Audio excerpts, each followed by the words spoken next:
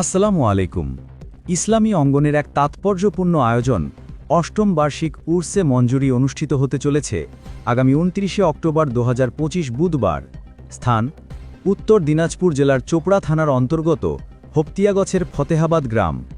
এ বছরের জামাতে সরপরাস্তি করবেন পীরে তরিকত রাহবারে শরিয়াত হুজুর সৈয়দ সুরুর আহমদ সাব কিবলা খানকাহ বারাবিলা।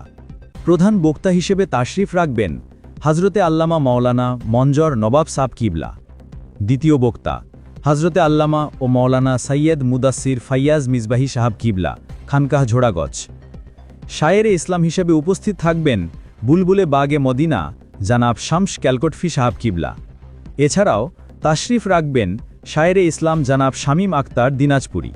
পুরো প্রোগ্রামের অ্যানাউন্সমেন্টে থাকবেন হজরতে আল্লামা মাওলানা আলাউদ্দিন চিরাগ সাহাব কিবলা। পরের দিন ৩০ অক্টোবর বৃহস্পতিবার সকাল ৮টা থেকে শুরু হবে পবিত্র চাদরপোশি হপতিয়াবত শরীফ দরগাহে।